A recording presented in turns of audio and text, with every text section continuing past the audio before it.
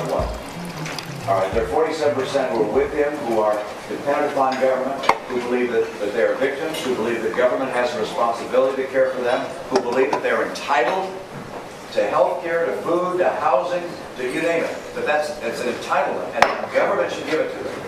And they will vote for this president no matter what.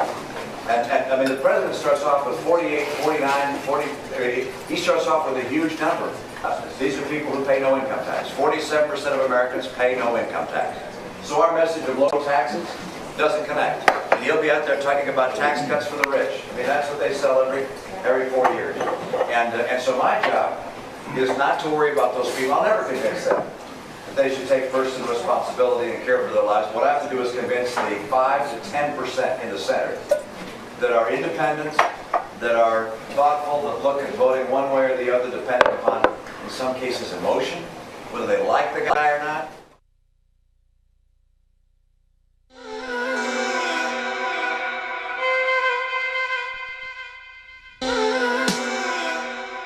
Welcome to the Michael Brooks Show. I'm Michael Brooks. We're broadcasting live from Brooklyn, Left is Best headquarters with super producer Matt Leck, super producer David Slavic. He's holding it down in the Discord, in Twitter, scanning the Michael Brooks Show-averse. David Griscom is here. I don't know if he's on mic yet. We're working towards it.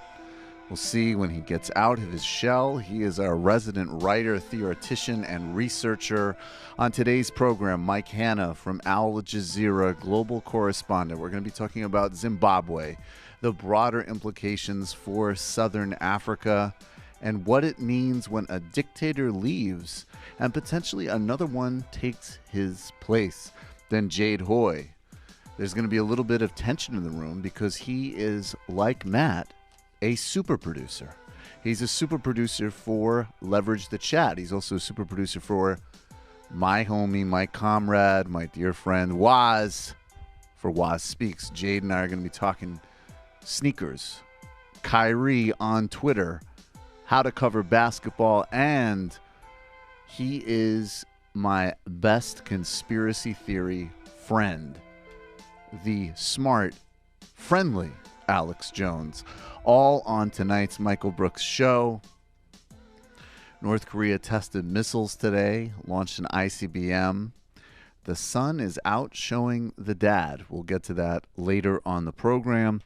But first, today's opening commentary relates to that vintage moment of Mitt Romney, who has rebranded himself in the degraded standards hashtag resistance age as the woke plutocrat Mormon, because he does things like recognize that rape and racism are unacceptable. And I can commend him for that.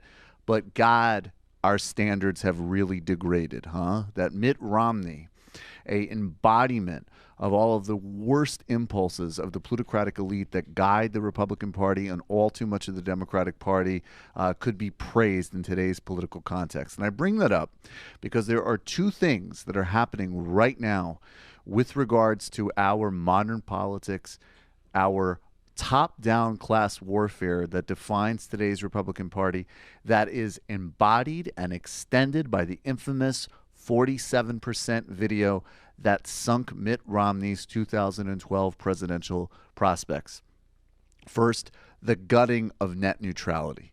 Net neutrality is under attack. And let me just explain net neutrality for everybody so it's really, really simple what net neutrality is. I'm going to quote now from Victor Pickard. Net neutrality protections are essentially safeguards that protect internet service providers, ISPs, from interfering with the internet. Net neutrality gives the FCC the regulatory authority to prevent ISPs like Comcast and Verizon from slowing down or blocking certain types of content.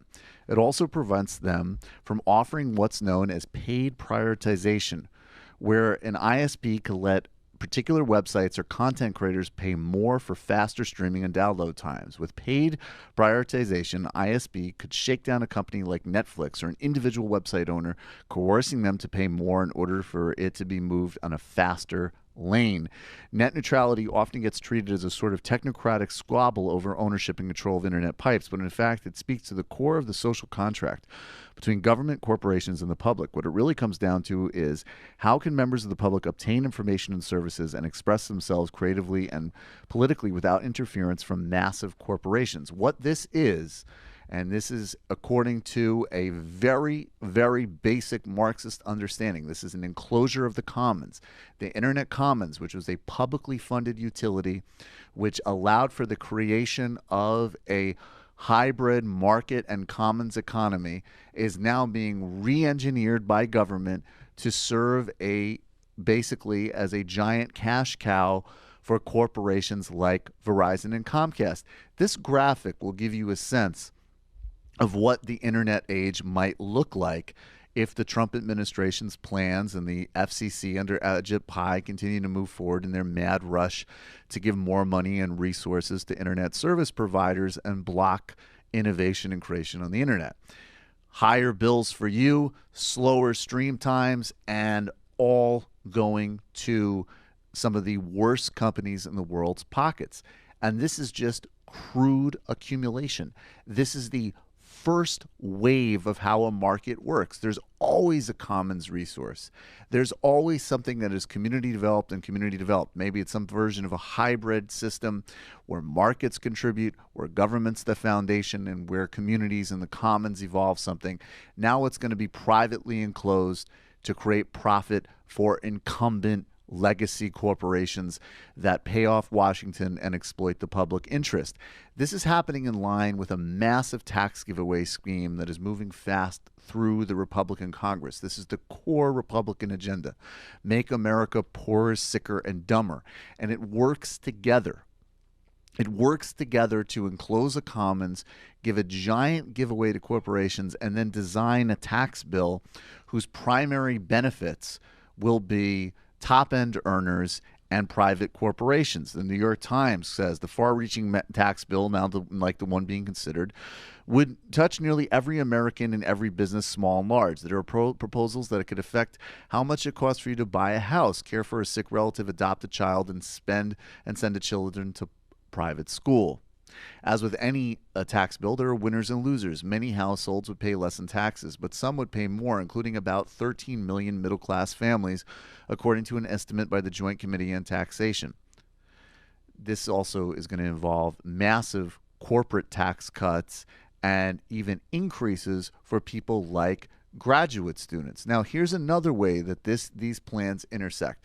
Check out this incredibly embarrassing clip from Fox News's ever-embarrassing Jesse Waters talking to a seemingly kind of, not particularly thrilled child who's on to talk about taxes. I hope when he is hopefully a normal and successful college student, no one digs this clip up and embarrasses him. But everybody involved in this should be called on at least some type of sort of weird conservative obsession with child wonderkins, which is another one of the many, many bizarre pathologies of the conservative movement. This is a kid explaining to Jesse Waters, who made his career off of harassing people on the street for Bill O'Reilly, why we need to pass a tax plan that will benefit the plutocrats of this country. This is pretty bizarre. Tell me why you think lowering taxes is good economic policy. I think lowering taxes would be better because right now our taxes are too high and they're way, way too high, and it has to stop. Trump's been talking a lot about lowering taxes, and Obama and they made the taxes go higher. Yep. Which probably didn't help. And right now there's taxes on everything, like free education. Who's going to pay for that? Taxes, all these other things. What's going to pay for that? Taxes. So I think our taxes need to be lowered a lot. All right. And I would pay for it starting by taxing every single piece of money and holdings that Jesse Waters has at 100%, making him homeless and kicking all of that money to free colleges, but one of many examples. Also, if the Department of Social Services still exists in the Republican governance age, can we call it on that kid's parents, Jesse Waters and the Fox News booking department? But this all works together. The attack on net neutrality, which is an attack fundamentally on, in fact, freedom, innovation, and information, is going to facilitate the type of coverage you saw just there, because incumbent corporations, cable service providers, ones with the money, influence, and access will have clear lanes to give you propaganda videos like a child in a Trump hat explaining to you why we need to pass top-end tax giveaways for the already hopelessly, dysfunctionally rich in a society defined by extreme inequality. And then it will loop around, because the tax giveaways and cuts on corporations will create even more capital to reinvest in the political process and Washington to strip away and destroy the very last vestiges of the American safety net and enclose more commons to create more profits. Republicans look at this, and the right looks at this systemically. The Koch brothers, the Republican strategists, Grover Norquist, they see a complete synchronization between assaults on the public sector, tax giveaways, paring down the American state, and redistribution of wealth to the top. It involves packing the courts, which the Trump administration is doing incredibly effectively. It involves getting rid of the open pipelines on the internet, and it involves a generation-defining, inequality-increasing tax giveaway. This is another failure of neoliberalism. Neoliberals don't think structurally. They think in a piecemeal way. These guys don't, which is part of the reason why they're unending assaults on most Americans have been so effective. So look, we need to keep fighting against the net neutrality gutting by the FCC. We need to go up against this tax cut. It's about to pass, and this is just as damaging in many respects as gutting Obamacare. It's generation-defining next wave of inequality and top-down class warfare, and we need to think structurally, because the continuum of getting rid of net neutrality, tax giveaways to the rich, and that kid talking to that troglodyte, Jesse Waters, is all part of a continuum that is destroying our politics, our economics, our media, and cultural lives. It's time we take notice, fight back in an integrative way, and reclaim the commons, and also save that kid's future dating and social life. Now, and I'm really serious about that, I would never, ever, ever. I mean, could you imagine if we built content? And now after that, I'm going to have an 8-year-old on to explain what's happening in Zimbabwe. I mean, it's what the hell? That kid should be like playing baseball, not talking to Jesse Waters. I mean, I don't know what Jesse Waters does. Jesse Waters should be playing baseball too, to be fair. Softball. Yeah. T-ball. T-ball. Exactly. Jesse Waters can't handle anything at high velocity, including, I mean, that kid left him in the dust just doing competent talking points. On today's show, we're talking with Mike Hanna, Zimbabwe, the greater South Africa situation, and so on. Actually, we're going to do the shout-out first, then we'll do the rundown. So as we know, now we do the shout-out, where we talk about something positive, much to David Grisham's discomfort. He is not a believer in positivity. He thinks it's he calls it the Tony Robbins section of the show, disdainfully. Matt insists that he doesn't care, and David Slavic goes, I like Tony Robbins. So it's a very interesting dynamic here. But today's shout-out comes courtesy of A Peace and Open Democracy in the gender, sexuality, and social justice vertical. The whole thing is crazy. Every time you say that, you got to do a Jordan Peterson voice. Next, now they'll be covering how... I'm going to just go into this shout-out in the Jordan Peterson voice. Oh my God, there's a cafe in India where women are supporting each other who've been victims of acid attacks. The whole thing is anti-male, PC, run amok. It's neo-Marxism, and it's crazy. That's right. In the...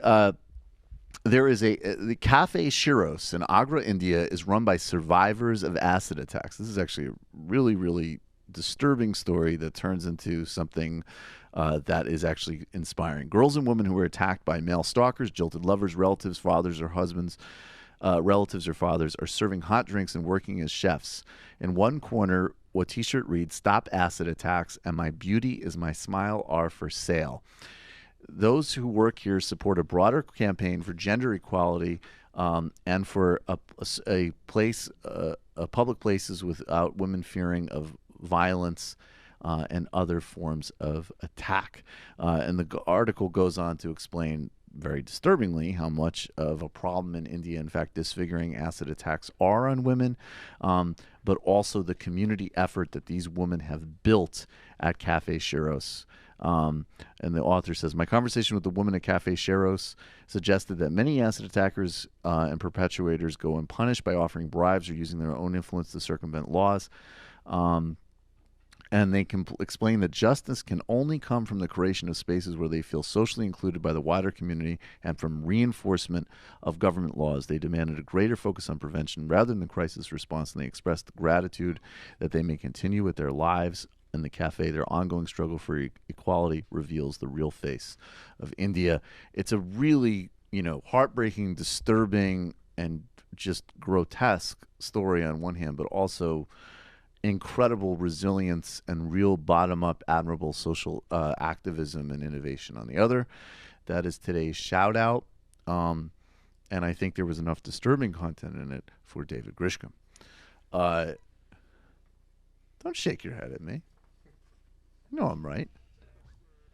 Don't shake your head at your leather jacket coming in from Austin trying to be all Johnny Cash. How dare you. We are at 850 patrons. I want to thank each and every one of you so much. Now, what happens at the end of the month is there's always a drop-off. People's cards get declined. There's other sort of things that arise. So please make sure your information's up to date on Patreon. If you're hanging on the fence, now is definitely the time to do it. People at the 21 and above level have been doing the phone calls, and now we're actually designing some more specific series that we've been talking about of calls that are going to be training sessions. Those are going to go to 2 a month. The voicemails are being put together at the 31 and above for the new year. We're putting those together right now as we speak. You're going to have about 4 or 5 different characters that you can choose from, and we will deliver you those impressions. The Discord is humming. It's an incredible curated system now, thanks to our admins, and I'm doing regular Q&As on there. We just had one the other night. We're going to do another one Thursday evening. The iTunes have 165 reviews, I believe. The numbers are growing. It really profoundly helps when you spread the word.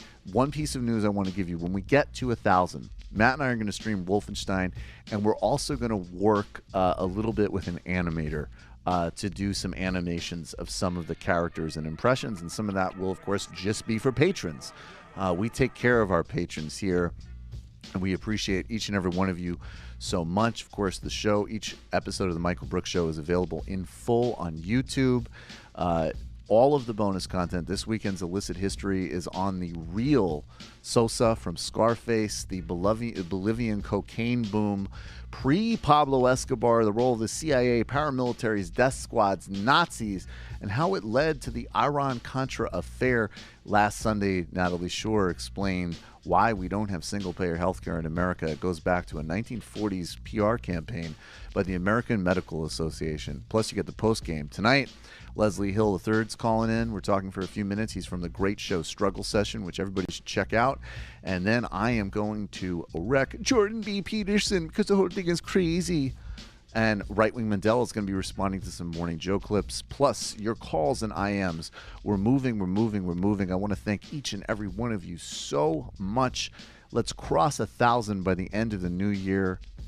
And we will be back in a moment with Mike Hanna. We're talking Zimbabwe and Southern Africa. I'm a slap one in your face. What are you?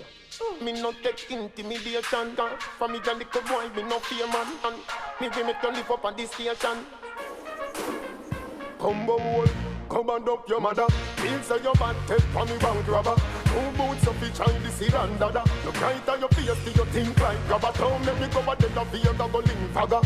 When me say ready, you can't say you can't bother. The chatty business, me left that to ragga. So me rise up the thing, then we longer than a ladder. Come me no in a chatting, no yapping, no flipping, no flapping. Me strapping, fi clapping, me last them fi chopping. Me tricking, me chopping, the rifle them whopping. Him run but them trapping, him choking, him gapping. People are run out, but what happened? Them run back inside when more shots start attacking. They K long like wicked, and when that start batting, them about Jesus Christ, Holy Ghost could not block him.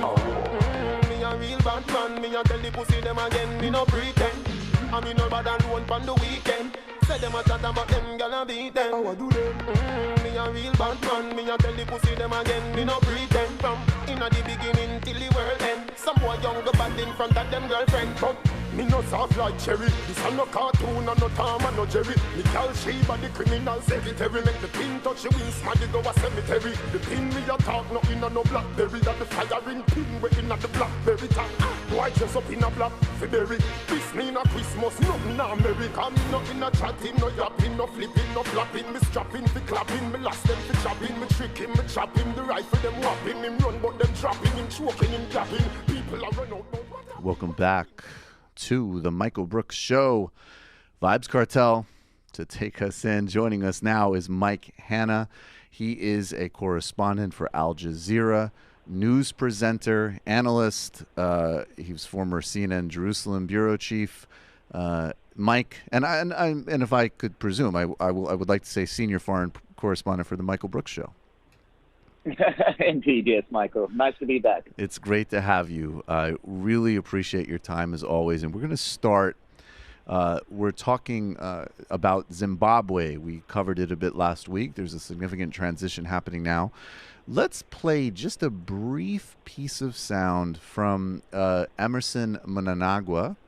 I think I am 85% there in pronunciation of his a section from his inaugural speech from last week, and then he is, of course, replacing Robert Mugabe, and then you will take us from there, Mike.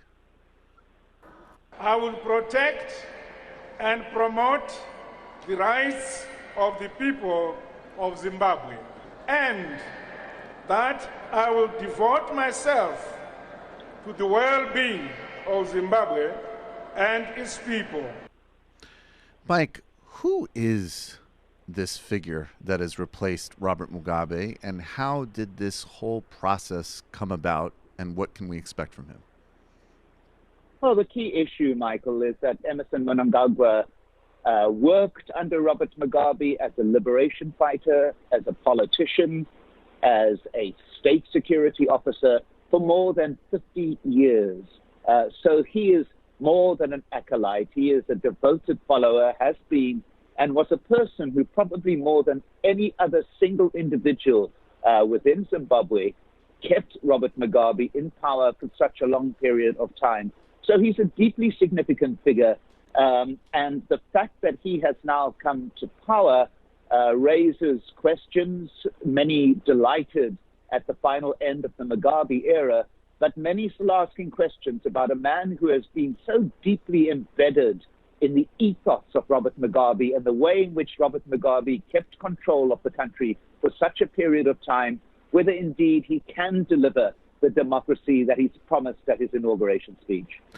Is he that another thing that people should be aware of, and maybe you can give us a brief intro to some of these figures as well, is that, you know, this coup, and it is, I think, appropriate to call it that, maybe a desirable coup, but certainly a coup, showed that in the end, Zimbabwe was not a one-man state. It was more of a one-party state, or potentially a military state in some respects. But there has also been a very active and at times very sophisticated opposition to Zimbabwe. Morgan Tsvangirai, as an example, led a presidential campaign several years ago against Robert Mugabe that many people, in fact, think that Morgan Tsvangirai won, and Mugabe put down along with figures like Emerson very violently. Is he reaching out to figures like Morgan Tsvangirai, and what is the state of the opposition in modern Zimbabwe? Well, to put it bluntly, there is no opposition in modern Zimbabwe. The opposition that we've seen, even in the time of Morgan Tsvangirai, the most significant opposition came from those who split from ZANU-PF, the ruling party, Robert Mugabe's party, a party which emerged as well from a degree of mergers over a period of time. And what has got to be understood, though, is the structure that kept that party in place, a party that is still in place, that still has utter dominance, and no doubt is likely to have utter dominance when elections come. The structures that kept it in place are a myriad. Certainly, the military control is absolutely central to it. The military played a major role in propping up Robert Mugabe through all those years, led by people like Emerson Mnangagwa.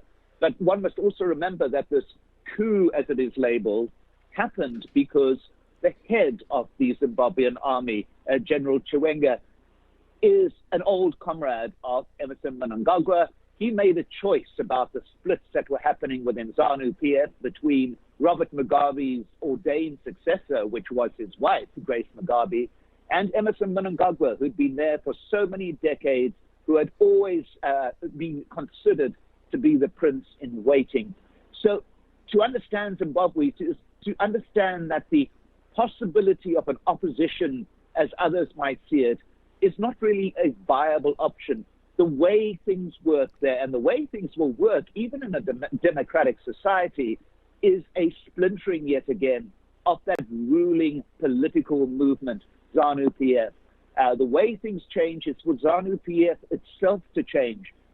Similarities that we might get into in a little while just across the border in South Africa, where the ANC has the same kind of standing as a party like ZANU-PF, parties emerging from a liberation struggle into total control of the states which they govern, with a democratic veneer of democratic governance applied over the whole structure. Certainly Zimbabwe very different, given the massive military infrastructure that was at play in keeping Robert Mugabe in power. The question once again now is that military structure going to go along with promises of real democratic reform?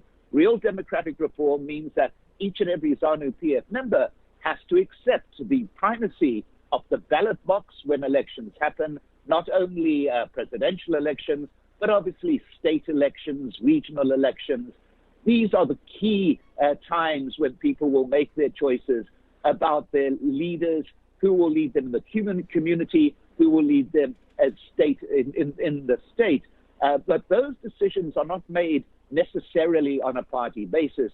They are made by a country that is largely, and has been, majority ZANU-PF supporters.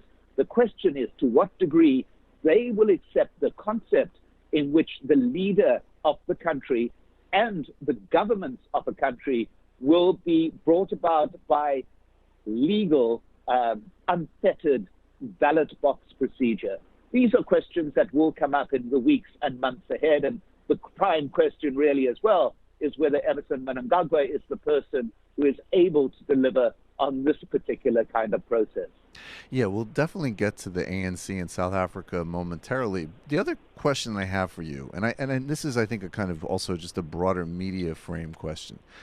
When we talk in Western media coverage about a situation like the one happening in Zimbabwe right now, the kind of most surface layer coverage, which, I mean, there's a certain basic truth to, which is that there's a leader who, even in the most sympathetic reading, has been, dictatorial, committed extreme human rights abuses, has led his country to economic failure, reduced life expectancy. And so even in the context of him being a founding father and him leading a very important liberation struggle, it's pretty objective and obvious what his record ended up being. So there's one notion that, like, okay, we've gotten rid of one bad guy. And then the the much more sophisticated analysis, and obviously one that you're providing and expanding on, is that this happens in a much broader institutional context. So just removing Mugabe or ensuring that his wife won't inherit power, as an example, does not answer all of the pressing questions from a legal, democratic, or procedural sense. I want to add to that economy, not just as a question of mismanagement, but also a question of delivery and design. You know, many of these liberation struggles promise some form of essentially, you know, at least a kind of democratic socialism, by which they usually meant kind of broad-based delivery and needed redistribution as a result of exiting an apartheid situation or a colonialist situation. And obviously, Mugabe set up a much more sort of, I mean, maybe a crony capitalist system would be a good way of describing it. Do you have a sense when you hear about the reform pushes in Zimbabwe or what's needed for Zimbabwe and even the debates inside the party, that there is a sense of this democratic opening that you're talking about, but also one that would include some real re-engaging with conversations about serious wealth redistribution? And by the way, not just sort of tips to populism like Mugabe did by reclaiming farms, you know, several years ago. Yes, indeed. And in order to answer that, I just want to briefly take us back to early 1980s. It is impossible to describe the sense of liberation and jubilation that was in Zimbabwe when Robert Mugabe came to power, when Salisbury was no more, when Harare came into being. It was the great African liberation struggle. It was the beginning of the process of the final severing of the fetters of colonialism. You cannot overestimate or tell how much there was a true sense of liberation at that particular time. Yeah. But then almost immediately, the greatest resistance to Robert Mugabe in those very early powers of rule, and I was reporting there at that time, were actually from the veterans that he had fought with. They believed that he was not delivering. They believed that the quasi-socialism that they'd been fighting for was not being put in place. Instead, they were seeing that cynical state capital capture that was already happening even in the early times. Secondly, what you saw was a splintering of the liberation movements. People like Joshua Nkomo seen as a threat to the long-term power of Robert Mugabe. Robert Mugabe would utilize something like tribal division, the Shona and the Ndebele split, sending in the end his army into Ndebele land and massive slaughter, an operation incidentally conducted by Emerson Mnangagwa. Right. But from that process onwards, what you have seen is a continual use of things like economy, of people's existence to prop up political power. Every time Mugabe was getting into political problems, he would bring something out of the box that would divert attention. As you mentioned, for example, the reclamation of white farms, which he said was insisted upon by the veterans. Well, no, the people who actually were sent out to reclaim the white farms were a different generation. They were a new generation. The veterans at that stage, those who'd survived the Mugabe purges, were basically fat cats within a Mugabe administration benefiting from the immense profits that were accruing. But at the same time as well, Robert Mugabe did not only operate inside the country, he operated outside. He courted the Chinese. The Chinese put massive amounts of money into developing infrastructure, many of which didn't go into an infrastructure, but instead went into those within the administration. He also had the great relationships with big capital. Tony O'Reilly was his closest friend, the founder of Heinz. Was a very, very close friend. The two bonded by their fellow Catholicism. It was many, many strands that he used to maintain power. But the key point is that it wasn't about developing an economy. It wasn't about creating a new society out of the colonial past. It was actually about seeking ways in which to maintain power. The end was the maintenance of power, not the betterment of a society or working within any philosophical, economic, or social process. The end was quite simple. It was keep in power, and if you've got to keep in power, then you've got to keep those who keep you in power satisfied. That was the limit of the strategy. It was a very successful strategy. For nearly 4 decades it worked. But the question, once again, and I keep on coming up with the question, clearly it is a strategy that cannot continue. Maybe the people do have greater expectations. Maybe there is a dynamic that has emerged out of the removal of Mugabe that cannot be stopped. We have seen it in other societies where mini revolutions or post-revolutions start assuming a will of their own, and they do not need to be directed by the grand leader. That is once again the kind of cliche that those from outside kind of see Africa as a whole as a procession of old grand dictatorial leaders. Unfortunately, it's true in many cases, but at the same time, it's not a given that is the way it's always got to go.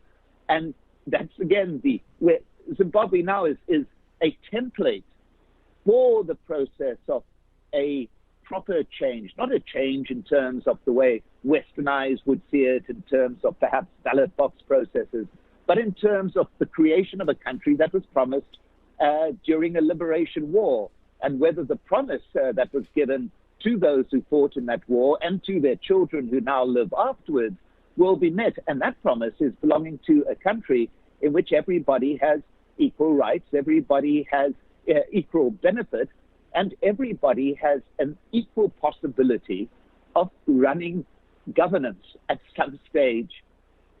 Right. So then let's move to South Africa, and there's two different parts of it. I mean, on one hand, what is the historical contrast of the ANC? Because before we get to the kind of unflattering comparison or, you know, the specifics of the troubles with Zuma, it seems to me that one of the great contrasts with I mean, you know, if we are to just personalize it, there's no comparison between a Robert Mugabe and the sort of just truly extraordinary leadership qualities of a Nelson Mandela.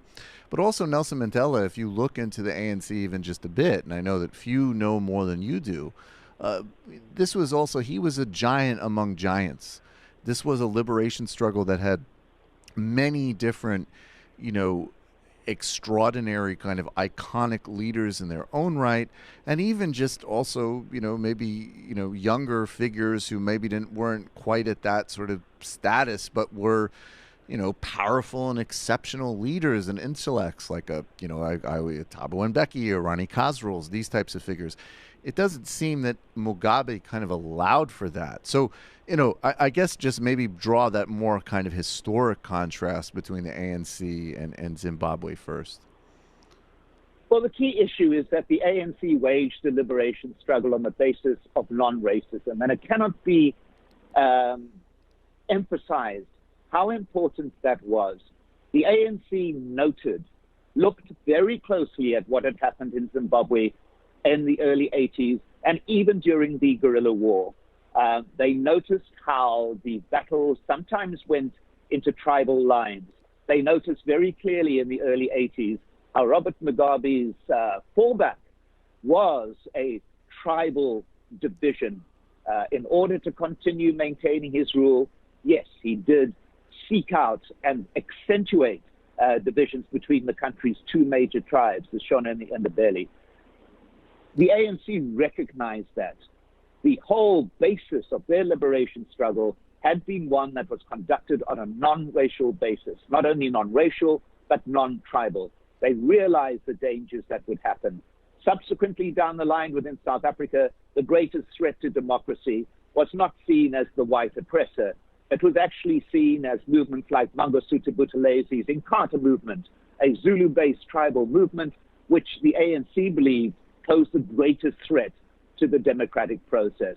It very nearly destroyed the democratic process. But if you're looking for parallels, Mangosuthu Buthelezi, very much the Robert Mugabe type figure, willing to use the tribal base to create a national power system, whereas the ANC at a particular time steadfastly fought against tribal division, seeing that as part of weakening their process. Particularly during the liberation struggle, the ANC fought on a basis of non-tribalism, non-racism, because they realized within that lay their greatest strength.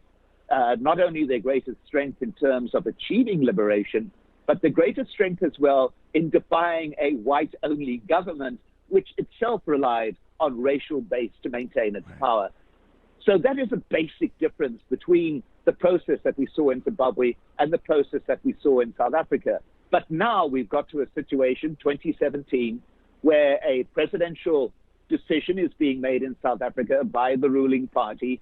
They will elect the head of the ruling party, who is likely to become the next president of South Africa because the president comes from the ruling party. Who is one of the contenders? The ex-wife of the current president, Jacob Zuma, who's built his power very largely in recent times on a tribal Zulu base. His wife, also obviously Zulu, is a very remarkable person in many, many ways. But she at this stage is being propped up and supported, it seems, by those self-same systems of power structures that have kept Jacob Zuma in power through scandal after scandal, through corruption allegation after corruption allegation, through criminal charge after criminal charge. So all of a sudden, we do have a parallel starting, a parallel that those who worked with Mandela, worked under Mandela through a long period of time, regard with absolute horror, because they see it as a complete denial of everything they fought for throughout the liberation struggle, and have seen in the decades since South Africa's liberation as a weakening and a dilution of the very essence that brought liberation in the first place. So both countries on the brink. South Africa took note of what happened in early 1980s Zimbabwe. Let's see within coming months whether South Africa is taking note of what has happened in recent weeks within Zimbabwe and the demise of somebody who operated rather than in the interests of a strong national democratic base, in the interest of maintaining power by whatever means, through whatever corrupt practice. Once again, that will be a decision for South Africans to take, but they do have, and they see just in recent times, some kind of template, some kind of thing happening there that they are going to be dealing with in the months to come. Final question. Is there a movement in South Africa, an insurgent labor movement, an anti-austerity student movement, or even just opposition inside the ANC? Is there some type of personality or movement that impulse can congeal around, or is that not there yet? Well, that's where the similarity continues in a way. The African National Congress is such a iconic organization that the real opposition to the ANC, the ultimate opposition to the ANC, will have to come from within the ANC itself. Whether it is a splintering of the ANC and other groups emerge, or whether it is a viable opposition that emerges with elements of the ANC, these are questions that will be coming up and have been coming up for a period of time. One must remember, too, that the ANC is part of an alliance, the South African Communist Party, the COSATU, the Congress of South African Trade Unions. This has been the traditional alliance in which the ANC has rested its power. Its allies are pulling away from what they had seen as the corruptness and the excesses of the Zuma-led administration. In a way, can the center hold? It seems doubtful. And that question will once again be answered in the weeks ahead. But the understanding of how the power comes about, the ANC itself is a remarkably democratic structure. It begins at grassroots level. People, representatives are elected at those grassroots. They then go through and they will be the ones voting in the National Convention that will elect the new leader of the ANC in next month, in fact, mid-December. Now, whether they are able to do so freely, whether they are able to do so without the interference of other factors, economic inducements, let me just say it, corrupt practices right. Among those above them, that's a key question. Perhaps it is the time. They've seen what has happened in Zimbabwe. They see that the possibilities of getting rid of corrupt leadership is there, even though there are open questions about those who've taken over. But it's the process of change that is new to new democracies. New democracies have to deal with the shock of coming into power. Moving from a liberation organization to a government in power is something that is still not clearly understood. Decades on, people are still struggling with it, including those who are attempting to govern, including those who attempt to govern honestly. Mike Hanna, I always appreciate your time immensely. Mike Hanna, of course, there'll be links to his Twitter and everything else. Al Jazeera, global correspondent, former CNN Jerusalem chief. Michael Brooks Show senior foreign correspondent. Mike Anna, thank you so much. Thank you so much, Michael. Much appreciated. Okay, folks, we got to get to Jade in a minute, but basically it looks like some of the worst people on the internet are harassing Sam Cedar. And it's Sam's birthday today. So it's a very weird, it's weird timing. I hope I don't get harassed by troglodytes on my next birthday, but I guess it depends on how I time my next Sam Harris piece. I'm not exactly sure what's going on. Matt, do you have an update on this? Yeah. It looks like Posobiec, I forget what his first name is, but found a tweet of Sam basically saying, and I don't have the tweet in front of me. Actually, I can pull it up here in a second. But it's a tweet from 2009 that people are calling a rape joke by Sam Cedar. But I think... Hello? Here it is. I have great rape material, do you see? Don't care, Ree Polanski, but I hope if my daughter is ever raped by an older, truly talented gentleman with a great... But I hope if my daughter is ever raped, it is by an older, truly talented man with a great sense of mise-en-scene. Now, I don't think that's a rape joke, in my opinion. I think that's a joke about rape culture. Specifically, it's an inversion of the "as a father, I care about rape and these issues" joke, and he just inverts both of those things for the purposes of that tweet. He was also mocking. There was a lot of people who did the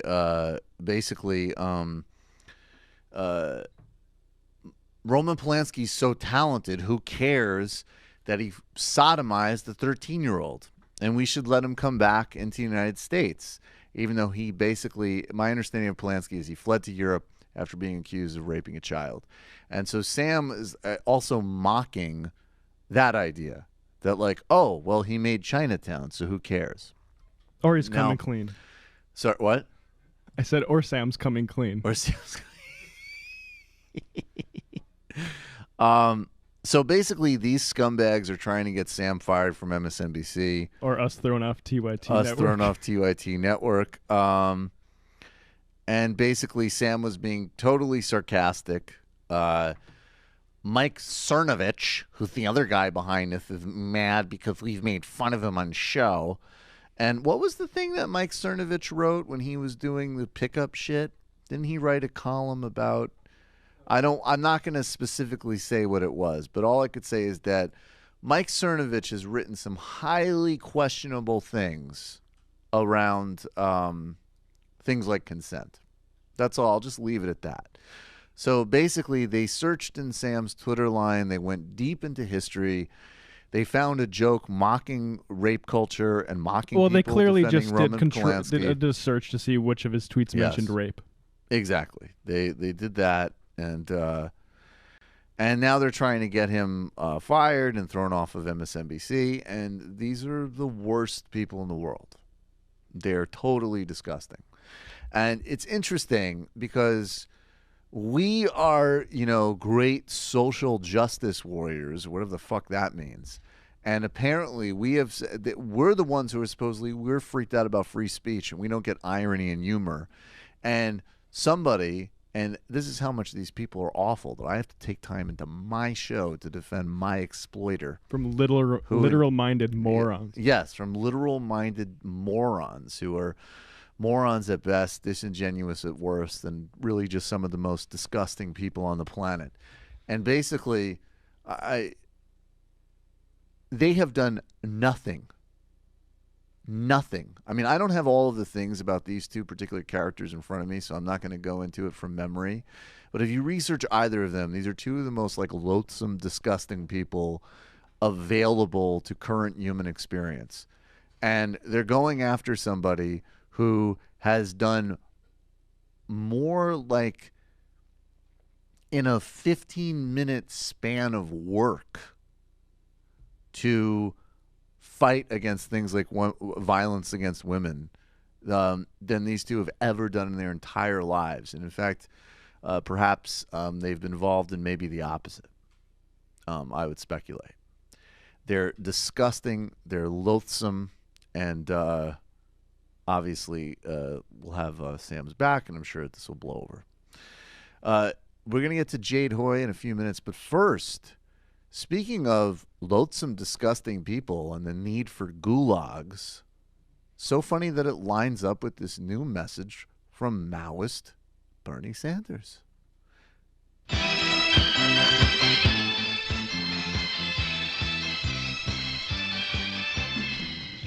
Senator Bernie Sanders here. Greetings, comrades. I hope everyone is doing well and not indulging in the capitalist excesses of the post-Thanksgiving or Native American genocide holiday. See that? That was pretty friggin' woke.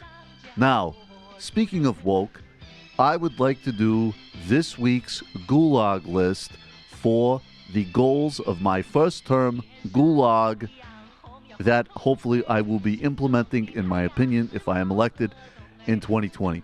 First, Jeet Heer of the New Republic, who wrote a whingy and weird column saying that because there are a bunch of rapists and abusers of women and creeps and freaks like Harvey Weinstein out there, that we should elect some type of centrist Wall Street mediocrity to the presidency to continue inequality and the environmental crisis, and not me. Jeet, you're a nice guy, but you clearly need to tap Maple for 6 months and clear your frickin' head. Now, two more people who need permanent gulag registry and also a new policy announcement. When I am president or chief commandante or chairman or whatever we are going to change the title to, we haven't determined that yet. That is going to be part of an Our Revolution survey that will be sent to your inbox probably 20 times a day, signed by Nina Turner. Jesus Christ, they go overboard with those goddamn emails. But that being said, that is to be determined. Now, I have fought passionately my entire life for universal single-payer health care, unlike many of the Democrats who have compromised, who have been willing to merely negotiate the rate of death and exploitation by the parasitic private insurance industry. And don't believe the pretenders, whether they be Cory Booker or anybody else coming along. Even Max Baucus is saying to look at nationalized health care, and that guy is literally a lobbyist embryo come to life mixed with alcohol. Jesus, these people, they all need to be in gulags. But anyways, here's the policy announcement. Universal health care for everybody except for Rand Paul and Steve Scalise. Steve Scalise doesn't get health care. The original job wasn't finished, and while I don't condone violence, I don't want to see that guy wheeling around having a full recovery thanks to government subsidies, many which are paid for by taxpayers who are gay, lesbian, and others, black, of communities that he would exploit. And Rand Paul, I mean, this goes without saying. This guy gets government insurance because he's so weak that his ribs can't even survive an attack from another frigging retired doctor. Jesus Christ, bourgeoisie society's out of control. Fuck Rand Paul, fuck Steve Scalise, no public health insurance for them. And since private insurance is going to be abolished, guess what? No health insurance. I'd also like to extend an offer to be head of Health and Human Services to the gentleman that attacked Rand Paul, whom I consider a hero. That is today's message. Onward to 2020. Jeet, grow up.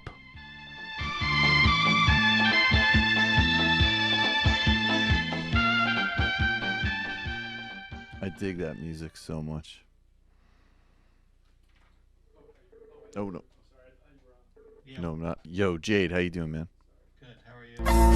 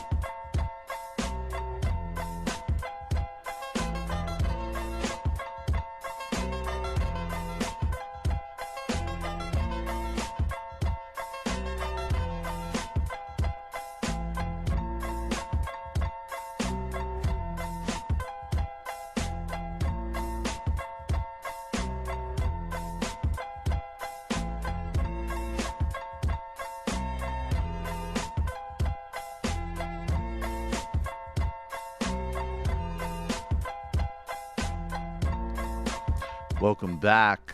Michael Brooks Show. The worst people on earth are after Sam Cedar. It's really annoying because I like to make fun of Sam. I just want to read this really briefly. David, this is a quote. Mike Cernovich apparently tweeted this in August 2012 rather. August 11, 2012. Have you guys ever tried raping a girl without using force? Try it. It's basically impossible. Date rape doesn't exist. Does not exist. So this motherfucker who is enraged at the world because of his speech impediment or whatever took a joke from 2009 mocking rape culture to try to destroy Sam, and that's what he was out actively promoting. These people are fucking disgusting. Now, I would like to introduce to you somebody who is the opposite of fucking disgusting. In fact, he's a friend of mine. Jesus. He is the producer of we're gonna start smallest to highest. Mm-hmm. He produces Big Waz, Michael Brooks Show crew and comrade. He produces Waz Speaks. He is a fellow super producer, just like Matt Leck. There's a certain tension, kind of simian circling between these two, which you can feel in the air. He's also the Leverage the Chat founder. He is a co-host on the Basketball Friends podcast, which I listen to all the time, and he's formerly of ESPN. It's true, and I love how much I've been being mentioned. I feel like Trump. Jade Hoy, Jade, how you doing, man? I'm doing well. Thank you for having me, Mike. It's my pleasure to have you on, man. Can I call you Mike, or is it Michael? You can call me what you feel. You're it's a very small group of people that call me Mike, but it works for you. I feel like it's a Connecticut thing. We're New Englanders, right? We're New Englanders. It's very New England. It's very like, yeah, I'm going on Mike's pod, dude. Mm-hmm. We're going to talk about whether Kyrie has brain damage from eating soy, dude. Man, Kyrie's just trolling. That's the okay. Is that what's happening with Kyrie? Why is Kyrie Irving? I want to let everybody know because I always get some pushback for basketball and sports talk generally, but deal with it. Okay, yeah. He is killing it for the Celtics this year. Okay, he's totally emerged on his own. He's balling. He's balling.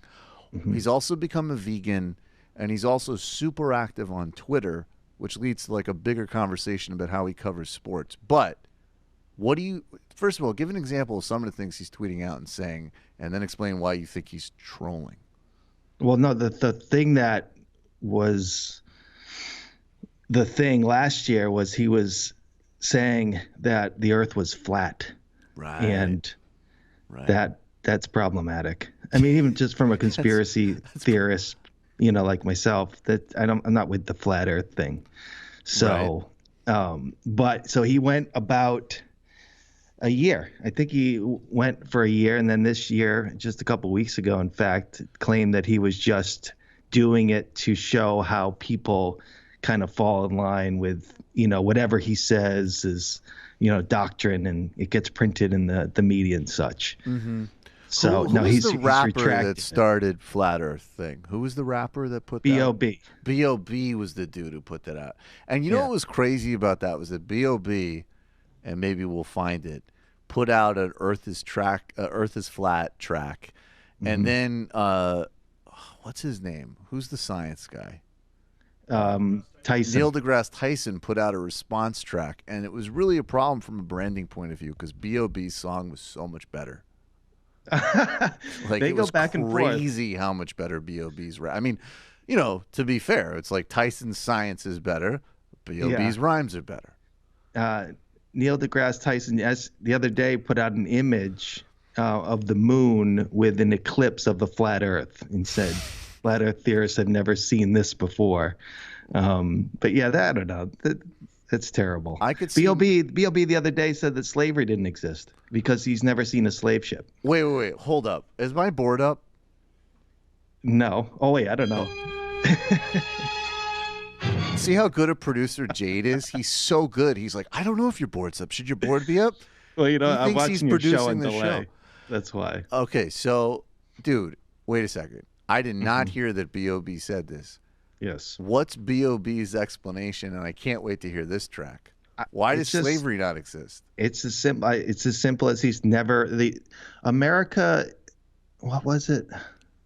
Is 250 years old and slavery was 400 years. I don't know. Something about not seeing slave ships.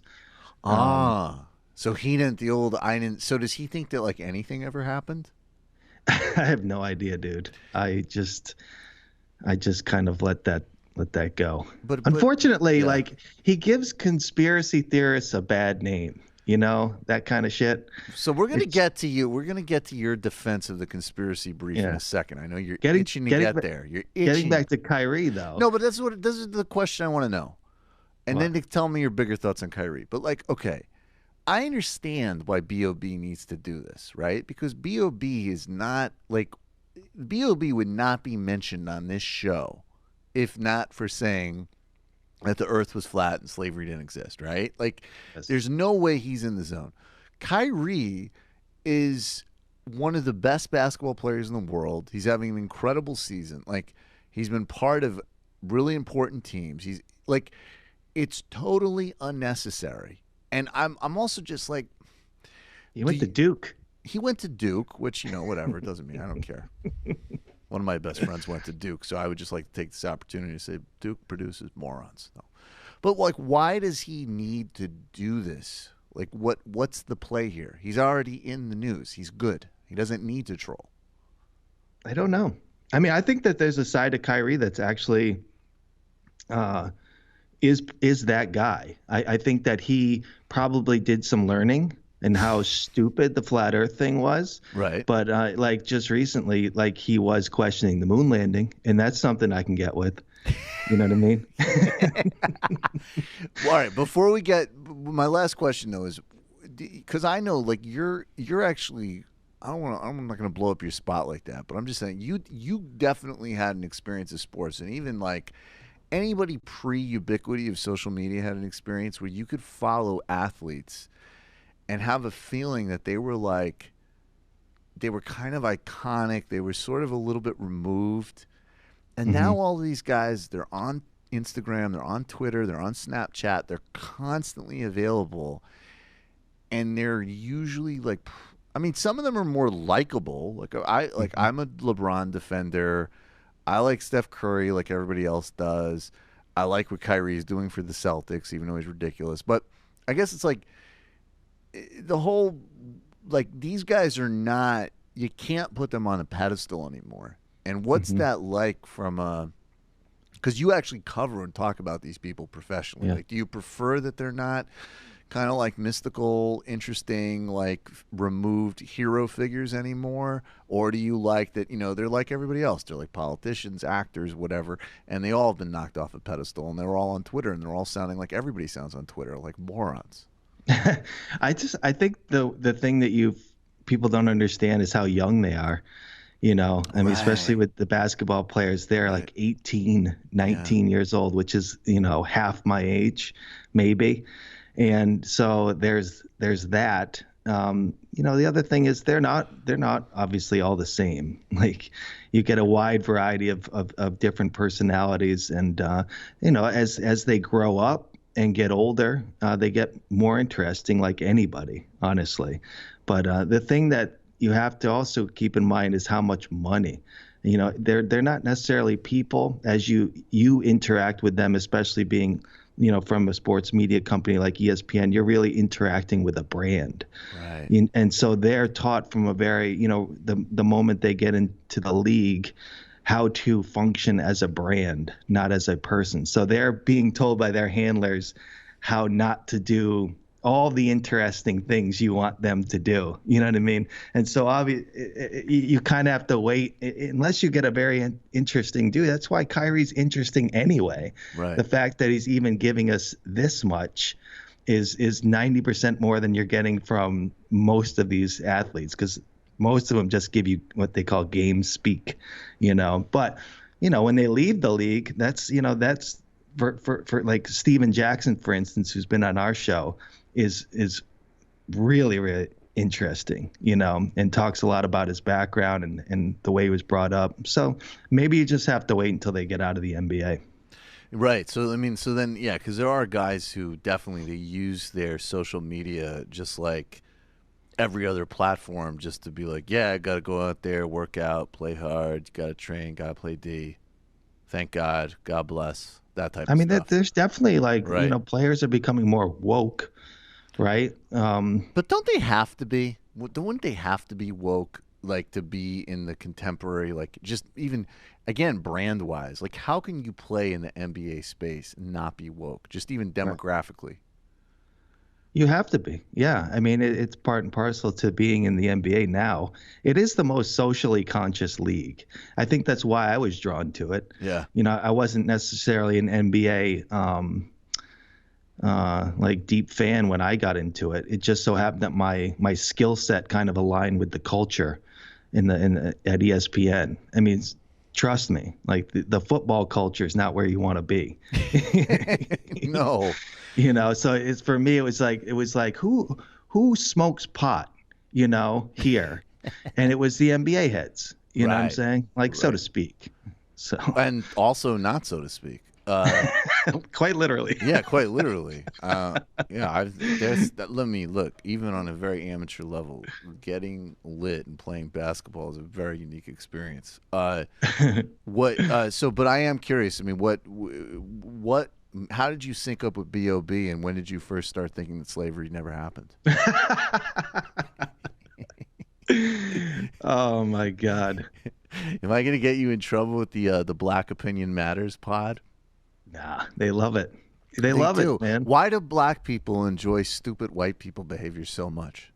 That's a good question for the pod. I mean, I think that I'm seen as authentic and honest, and listen, I was born and raised in New Britain, Connecticut, so that's I don't know if any particular vintage of white right there.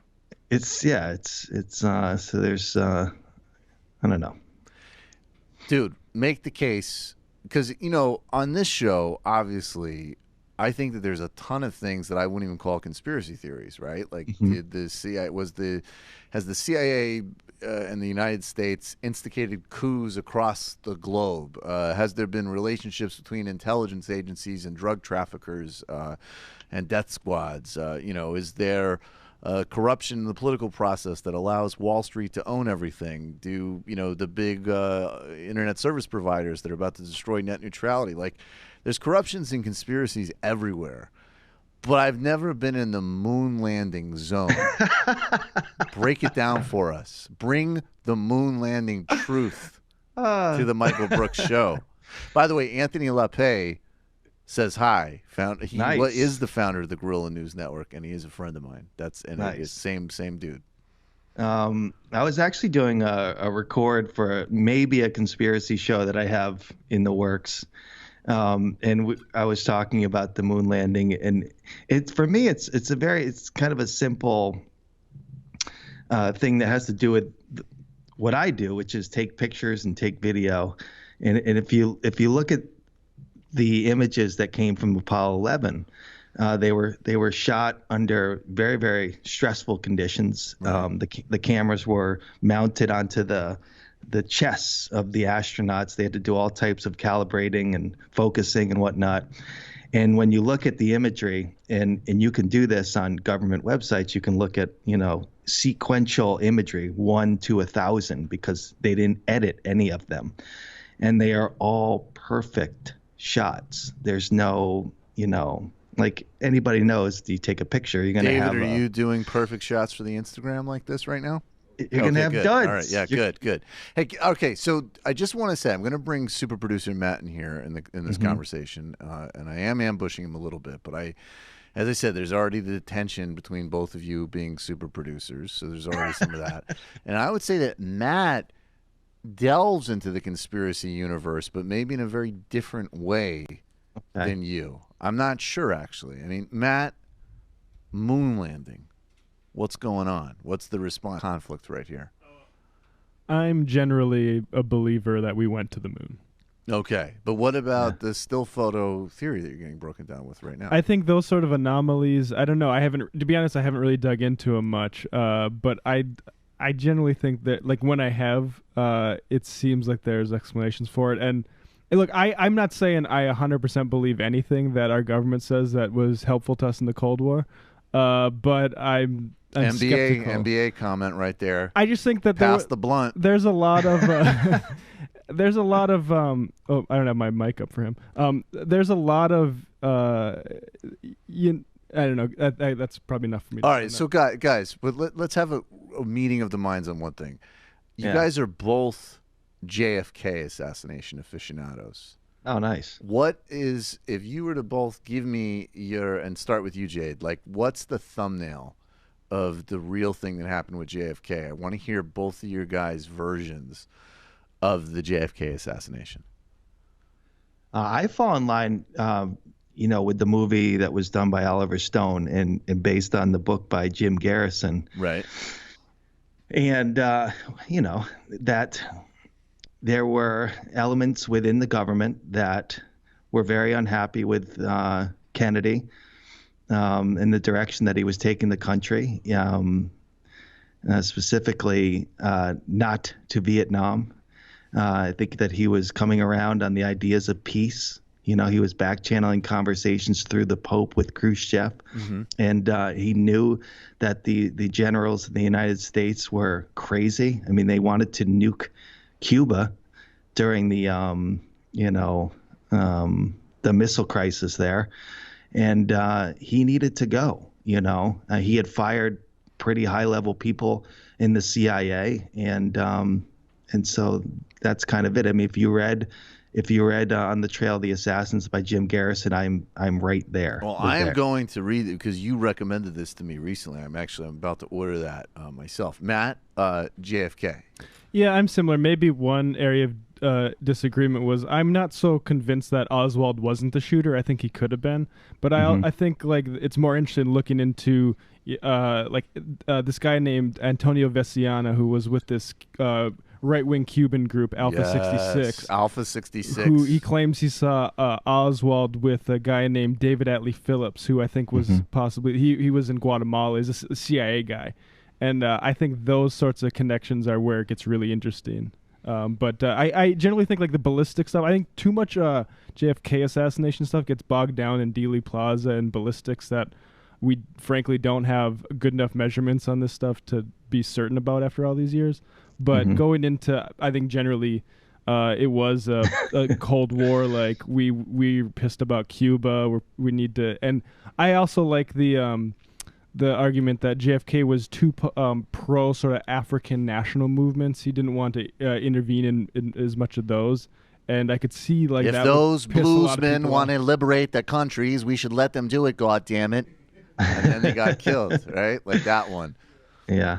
If the Duke Ellington of Congo wants to govern his own goddamn country, he ought to be able to, say. Yeah. That's not a bad Kennedy impression. I'm not here to debate the merits of JFK assassination theories. No way did Oswald shoot the gun, though. Boom. There's absolutely no way. Whoa. I mean, if anything, he was on the second floor. I mean, he may have been on the street. And I've seen those pictures too. Yeah. And if you want to really get complicated, flexing. The Love Lady photo. There might have been more than one Oswald in Dealey Plaza that day. So and I want you to break down. You told me this. I had not heard this one before because I'm very familiar. I think you guys are basically agreeing on the right-wing Cuban CIA mafia nexus. But I have not heard this one. Break this one down real quick, Jade. Well, I mean, for going back into the beginnings of JFK research, assassination research, even Garrison came across the impersonators. So leading up to the assassination, there were, instances of somebody claiming to be Oswald at a shooting range, saying, "I'm going to kill that Kennedy." It's in the movie. Another instance where there's an Oswald at a car dealership in which he takes the guy for a ride for a new car and it starts doing his thing about how the president's a communist and all this kind of stuff. Right. So you have that.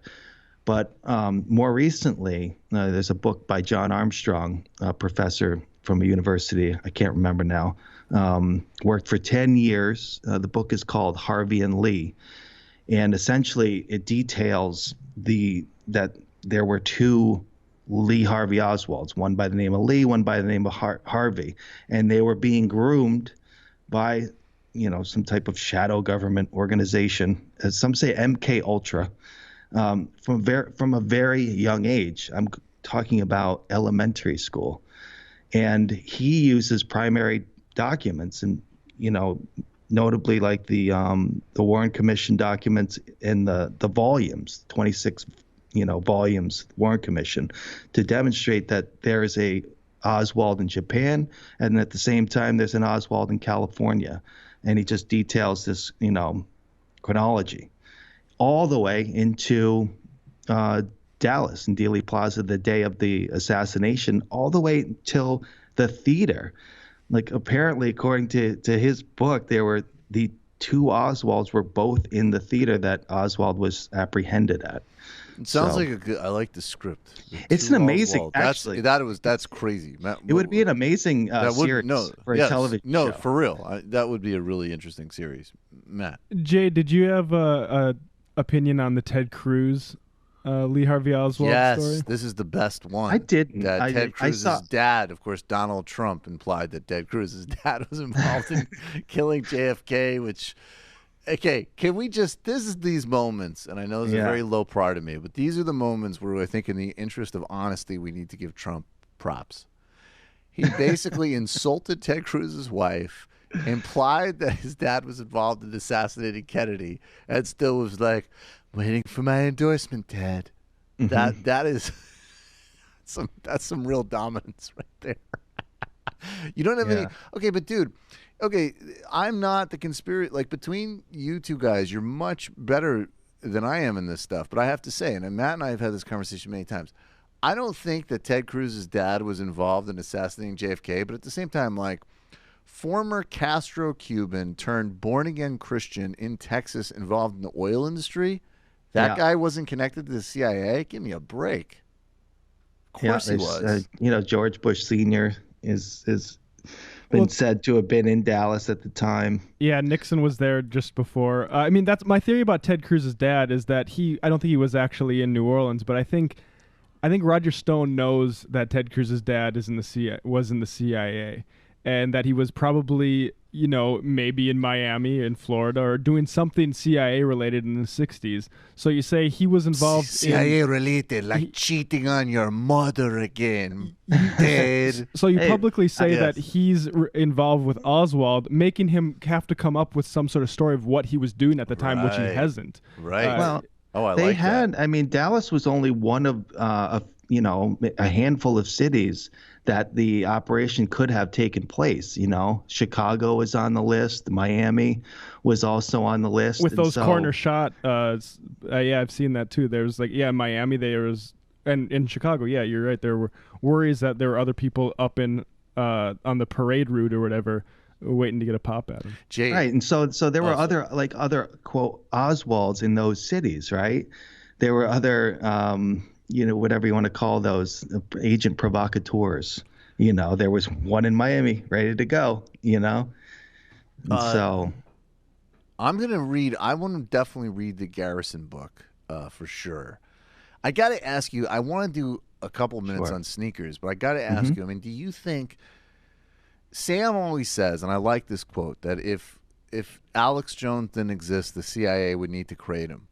Because, because there's this way in which, some conspiracies, the problem with them, in my opinion, is that they're used to disincentivize people being involved in politics, because it's like, well, fuck it. It's all this, hidden script. What's the point? And I think the point is that there's a lot of corruption and criminality and injustice and inequality, and we still have to, do something about it to the extent we can, right? Regardless. Alex Jones seems like, in addition to pushing a lot of stuff that we don't even, we don't need to get into the specifics, but I think obviously just a lot of obvious total garbage and crap and nonsense. But he's actually I mean, now he's just basically a mouthpiece of the status quo under Trump. He's like Pravda of Trump. But, you know, he's actually disincentivizing people from really learning about anything. And I'm just wondering, like, as a conspiracy theory aficionado, was Alex Jones ever different? And did he always suck? And what do you think the deal is? Like, do you think he does? Like, what do you think? Like, what do you think? Where does he fit into this? I know you're not a fan of his. I mean, he's been around for many years, and you know, I remember him. I want to say that he was definitely around prior to 9/11. Right. I think he was, and he did some pretty. David's from Austin. So you're familiar. He's been around since like the late 90s, right? Yeah, I mean, I want to say the first thing. I mean, back then there weren't many outlets for that type of information, you know. And so it was kind of like you had to listen to it if you were interested in the subjects. He did some pretty interesting work on the Oklahoma City bombing. I remember he did a documentary on that. I don't think it was that great, but he did feature the lawyer for Timothy McVeigh. I think his name was Stephen Jones, who wrote a pretty interesting book, honest to God. And so he's become, you know, what he's become over the last 5-6 years. Race baiting, right wing. Yeah, it's the gun thing, this, you know, and the pills you got to buy in the tents. Right. I don't know. Listen, like, a lot of this for me is entertainment, right? And it's like in basketball, you know, people discredit advanced statistics. But it's just like, if you're a smart person, you go, hey, I'm going to check that out and weigh that against the way I watch the game. I feel the same way with some of this stuff. It's like, I can watch it. I can check it out. I'm not going to attach myself to it emotionally, or, you know, it's not what I believe in. Well, that's why you're a happy, well-adjusted super producer. But yeah, he's I don't know. I mean, listen, the JFK community, the research community, is full of just smart, intelligent people. Right. And, you know, I listen a lot to a website called Black Op Radio with Leno Sanik, and he highlights some of the brightest minds in that world. Hey, Matt, can you edit this out in the post-production? Thank you. And it's been going on for years, you know. I mean, let's talk sneakers for a minute. Sure. There's a sneaker show for Leverage the Chat. Do you parallel the resurgence? Like, I don't touch Nike. That goes back to, like, I mean, and this isn't specific to Nike, but I got my awareness of the sweatshop issue through Nike when I was a teenager, so I made a decision to never buy a pair of Nikes again, and I've stuck to that. I don't think that there's any, you know, I think they're all bad when it comes to that issue, and they're all actually brands more than production companies. But do you think this resurgence of Adidas and Puma and that kind of 70s aesthetic you could track with, like, the same kind of wokeness that we're talking about in the broader NBA and that particular kind of style? I feel like this is one example of something that I come across a lot with my friends who happen to be often like 10 years younger than me now. Right. My group of people that I work with, and I feel the same way. I was like, whatever happened to that whole Nike pays their workers 5 cents an hour thing? Right. You know, our culture that I'm part of wholeheartedly celebrates these materials that are coming from overseas and in China, and who knows how they're made. It doesn't seem to matter. Doesn't seem to matter, right? I think about it. I hope that, you know, along the way, just haven't had time, that their practices have changed. Have they not? They haven't really changed, but it's very interesting that, and again, like a company like Nike, you know, they just subcontract all these factories anyways. It's not exactly like they are using abusive labor, I'm sure, continues to this day.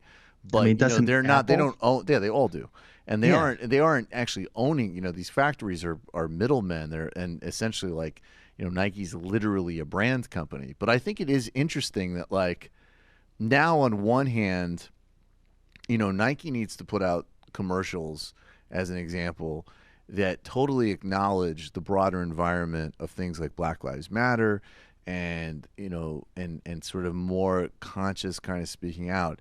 It's still definitely not connected in the supply chain. But I do think, like, style-wise and statement-wise, that there's no, we always say, like, there's no sidelines for these sneaker brands anymore. They got to pick a side in these fights, and they're clearly coming down on, like, the side of, you know, the not Trump, the multiracial, the justice-oriented America, and that's a brand decision. Well, I mean, at least with the NBA, you're, right. You know, I mean, I don't know what percentage we're talking about, but it is an African American league, right? And quite frankly, I mean, NBA is more or less the side project to what is a sneaker game, right? And explain that. I mean, there's just so much money now that controls the league, controls players. In fact, I mean, that's why Kyrie is now a Celtic. Right.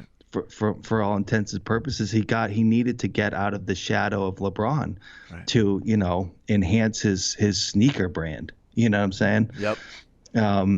And so Ethan Strauss, a good friend of ours who used to be part of our show, has written about this extensively with the battle between Nike and Under Armour when it came to getting Steph Curry and Kevin Durant. So I would check that out. But yeah, I mean, talking about millions and millions of dollars, billions, you know. And then at the same time, we find, you know, like, you know, it looks like Sports Authority is going to go under. You know, Foot Locker and all these other things are consolidating. Dick's is in danger. So the same model. I mean, like, is this just like people just? Go ahead. But the distribution centers are in danger only because I would imagine, online. Like Amazon. Yeah, it's online. It's the same thing. It's a barbell economy all over again. This time just for sneakers, right? Like it works for people at the very, very top of the supply chain and income distribution, and then there's kind of like cheap outlets for. You know, but and it cuts out all that kind of middleman space. I mean, how relevant were those places to this system? It doesn't really matter that they're going under from a kind of right from the sort of perspective of NBA. I was just looking in preparation for the show that 70% of Champs and Foot Locker is Nike. So essentially, they're just Nike stores, right? Right. And I just recently found myself in a conundrum because I've been looking for a certain pair of shoes, and so what do? I go to Foot Locker. They don't have the shoe, and then I go to Champs to look, thinking that they're separate companies. And I just innocently tweeted out that I said I'm starting to think that Foot Locker and Champs are the same company. Well, it turns out they are the same company. That's like the whole story of modern capitalism right there. Turns out they are the same company. Yeah, because when I go to both stores are at my mall, and for like the last 3 or 4 years, I've been going to these stores thinking I'm going to get a better deal at the other one. I bet you the other store has a better deal. The whole time it's the same shoe, the same price. And I'm like, fuck, this is really weird. You know what I'm saying? No, but that's like every part of these is duopolies. And I just wonder, like, now, obviously, like in all these other sectors, Amazon and the online model is going to kill, you know, there's room in the future for boutiques. There's room in the future for, like, I'm a sneakerhead and I'm able to get good real estate in a trendy place and create like a sneaker experience or whatever bullshit we're calling it. But like an actual like boutique store, same way that there might be some room for independent booksellers. But then on the other hand, everything is just like slash and burn Amazon retail. And so everything from, you know, Champs to like, you know, Barnes and Noble, all those models are dead. I mean, people are going to lose jobs, which really matters. And then the other part is like what happens when it's the same thing for everything else. When Amazon has killed everything, where do the prices on our Pumas go then, Jade? I don't know. I mean, All I know is we have an Amazon near my house now, an Amazon warehouse. A store. Oh, a warehouse. Yeah. And it looks like what it would be used as a future prison when they start herding us all together. See, this is where I buy Alex Jones stuff. Not because it's a conspiracy, but because just this is where the logic of capitalism heads. It's not a planned process. It's an organic process. But that's getting super fucking pretentious. It's highly guarded. It's a scary sight, honestly. Yeah. It's way off the road, too. It's like a mile deep off the main road, and you just see it there. And you see the security vehicles, and it's once they start flying drones from this facility, it's going to be crazy. Yeah. It's going to happen, right? Of course, it's going to happen. Yeah. And I'll be getting my shoes in 20 minutes. And I'll be getting my shoes in 20 minutes. You should be getting a plot of land up in Vermont, growing vegetables. What you should be doing. That's what we should all be doing. For me with the shoes, listen, it's the one thing that I don't know. It's a weird thing. I feel good. What are the shoes that you're looking for? Do you not want to blow up your spot there? Right now I'm into Adidas. Right. So there's Which line? There's two shoes. I'm into the Anikis. Yeah. And I'm also into the NMDs because I really like the Ultra Boost. Mm-hmm. And I'm a little bit older, so they're very, very comfortable. I was a Nike person. I was kind of swayed by Amin Al Hassan, who's a colleague of mine. What a dear young brother. Yeah, as being like the cool dad shoe, the Air Max 90. But with the show that we've developed for the network, which is called Nice Kicks, I've just gotten into different shoes because these guys are, it's an interesting culture. Look at Amin throwing off secrets of the black dad to the white devil producer. Pathetic. Yeah, you tell Amin that when that Amazon facility turns into a Nation of Islam and prison complex, his sellout, fake, give the white man our sneaker secrets ass is going. Yeah. Fuck out of here, Amin. Oh, man. You got a whole stable of them. Waz, all the rest of them, they're ready to just take your paycheck. And Black Trey thinks he's all edgy because of his name on Twitter. Takes the same devil's paycheck. Fuck all of them. Allahu Akbar. Right. No, I do think about that though. It's funny you bring that. It's nice to speak to someone like you because I don't get to hear that much. Like Nation of Islam Obama, yeah. Yeah, exactly. Yeah. But just about the means of production and how these things are made. What are we buying here? I'm really just buying some type of weird extension of being like Kanye West. You know what I'm saying? I mean, it's true. I mean, look, I think it's important because I think the problem is that the left, if I get on a soapbox, things got way too focused on things like personal purchasing decisions and personal morality. And the reality is like, look, if we're living in this society, we're all going to be involved in supply chains that are exploitative and like everything from sweatshops to the fact that the whole world runs on oil, which is literally suffocating the planet, right? So I think that people should, and also in culture is cool and sneakers are dope and people should, do their thing. I don't think it's kind of about personal morality in a certain way, but on the other hand, I think it's crazy the extent to which we could have all of these conversations and all of this attention paid in all of these fields of human endeavor, and we don't even stop for a second to be like, at the very least pressuring, Nike and Adidas and Gap and whoever else. You guys are still making these clothes, and not to mention, H&M, that's a nightmare in these incredibly exploitative conditions. And then, not looking at it as a morality tale, but looking at it in that's just if we design our economy this way, a lot of people are going to get eaten up and destroyed by it. And we should try to minimize our own personal footprint as much as possible. But ultimately, these are structural things. They're not about like my idealistic 13-year-old decision not to buy Nikes anymore. I mean, I think that's great, but that's just not how these things are solved. You know what I'm saying? Yeah. Let me make a note on my giant iPhone. Yeah, exactly. Made from one of the most exploitive supply chains on the planet, starting in the Congo. Well, dude, Jade, we got to do this again soon. I know we're cooking up some stuff, actually, some more Leverage the Trat Michael Brooks Show crossover stuff, which is going to be coming in the future, which I'm pretty excited about. Will this appearance? What's the likelihood I land on a government list after this show? I think if you weren't already on there just based on your search history, and in fact, Waz and I will do a segment where we compare our search histories. Mine will be heavy on Jamaican liberation. His will be heavy on porn.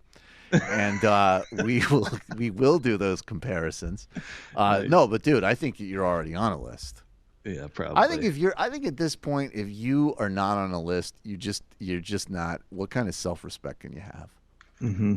You live in Trump's America, for Christ's sake. You're not on a list. I just don't judge me, people. Don't judge me, okay? Only JFK conspiracy theorists can judge you, my friend. Thank you. Yeah, we got to put in the work. Jade Hoy, founder of Leverage the Chat, my comrade, the Michael Brooks Show resident conspiracy theorist. There you go. Thanks for coming on, man. Appreciate it. Thanks for having me, Mike. Thanks, boss. Is this still going on with Sam? I haven't been paying attention. Can someone look up something on this Jack Posobiec guy? I think that there's something else that I wanted. Was he involved in something with Roy Moore? Oh, yeah, he doxed one of the accusers. Okay, so I just want to be clear that Mike Cernovich, I read his tweet about rape earlier, and Jack Posobiec doxed one of Roy Moore's accusers and is for some mysterious, incomprehensible reason is still on Twitter. And these are the people who are taking a ironic joke because they're literalist troglodytes from 2009 mocking people defending Roman Polanski and rape culture to try to destroy someone's career who has done more to fight rape and violence against women than they ever will in their lives, unless they spent the rest of their lives off of social media personally apologizing to random women they see in the street. They're fucking grotesque scumbags. And speaking of grotesque scumbags and how to cover them, let's get to tonight's pyramid. As many of you may know, there was a piece in the New York Times that ran last week, and it was a profile of a guy named Tony Hovater. And apparently that's not the guy's real name. Tony is the founder of a fascist party called the American Workers' Party, and the New York Times sent out a reporter by the name of, excuse me, I've lost it. What is his name? A reporter by the name of Richard Fawcett to go cover him and find out what makes him tick. Now, look, there's only one way of covering these people fundamentally. There was a recent piece in The Atlantic which profiled the guy that covered the Daily Stormer, and they revealed that, of course, he's a grotesque creep who needs some sense of success and status and is obviously someone who's enormously disturbed, and this is the outlet. There's no other way fundamentally of understanding these people and their grotesque viewpoints without that. We can't romanticize them as for some godforsaken reason people like even Mother Jones did in profiling Richard Spencer and his doofus face. There's no reason to romanticize them. There's no reason to play into their scam either and make them seem dangerous and intimidating. But the other thing that you shouldn't do is do what Richard Fawcett did, which was say that this guy Tony Hovater was a big fan of muffins, that he had he was really polite, someone you could bring around your mother. Basically be like, besides the fact that this guy's into like Hitler and is overtly calling for racial separation and fascism, he's super nice. And we should do a lot of comments on the fact that he has a fucking hipster beard as if this is somehow a distinguishing trait in today's world. A lot of assholes have hipster beards. Spend some time in Brooklyn. It was a pathetic, disgusting, trivializing profile that many people have called Richard Fawcett out on, and really the whole enterprise of the New York Times. What is so difficult about covering people that embrace these kinds of politics as the grotesque emotional degenerates that they are, whether they be Donald Trump or the head of the American Workers' Party, the Traditionalist Workers' Party, whatever the fuck it's called. Richard Fawcett went to Ohio to gain understanding and came back and made all of our national discourse more pretentious, more stupid, and more facilitative of the worst of us, people who joke about and pine for a Hitlerian America. It's disgusting. It's pathetic. And that's why Richard Faust is going in this week's Pyramid.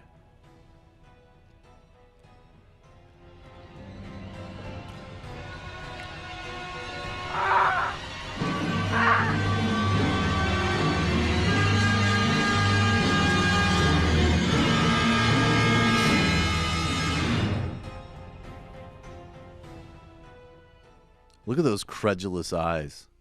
Oh, you read Hitler? That's so weird. I read Kurt Anderson. Oh, you listen to Aryan podcast? That's so funny.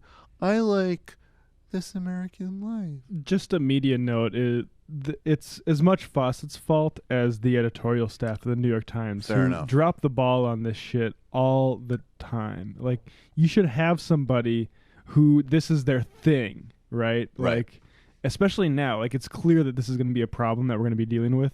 You need to cover it better.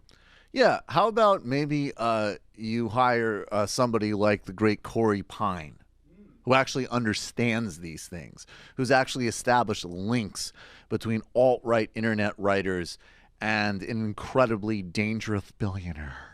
As an example. I would subscribe to the New York Times if they hired Corey If they Pine. hired Corey Pine, I would subscribe to the New York Times immediately. But I guess Corey Pine, not being a addled, naive trust fund baby who will reinforce all of their ridiculous tropes, is not at the top of their list. Why don't you hire somebody who actually understands, I don't know, the dangers of neo-Nazism and neo-fascism to cover that beat? I think almost anybody with basic cognitive capacity could observe that that guy also liked muffins. Really deep stuff there. Like the profile that started on Richard Spencer that started by focusing on the fact that he was eating a meal with chopsticks at an Asian restaurant. Brilliant stuff. I get it because there's an irony because he's a racial separatist, but he likes food from Asia. That's that kind of really brilliant human insight that distills the essence of these people whose worldview inevitably leads to a neo-genocidal politics. Really, really fucking brilliant. You should totally ignore people who know what they're talking about. Folks, become a patron of the show today. We're growing every day. You're spreading the word. I appreciate all of you immensely. At the $8 level, you get the full show content and access to the Discord, which is really a 24/7 community that is growing and evolving. At the 21 and above level, there are twice monthly conference calls with me and training programs and training calls where we have one in the works with Luke Mayville, who's a friend of mine. He's an academic now based at Columbia and who's also done some grassroots organizing in Idaho, which is his native state. David Grishcom and I are working on one related to the theory reading that we publish once a week for patrons. There's a lot in the works. When we get to 1,000 patrons, we're going to hire somebody to do a little bit of animation on the characters, and it will grow, sustain us, and help us develop to the next levels of what we want to do. After we reach 1,000, the next stretch goal, of course, is going to be 5,000. But when we hit that first 1K and sustain us, it's going to make an enormous difference. I want to thank each and every one of you so much. Really spend time on the Patreon. Look around. Keep spreading the word. Patreon.com/TMBS. Thank each and every one of you so much. I want to thank super producer Matt Leck, super producer David Slavic, David Grishcom, writer, researcher, resident, intellectual.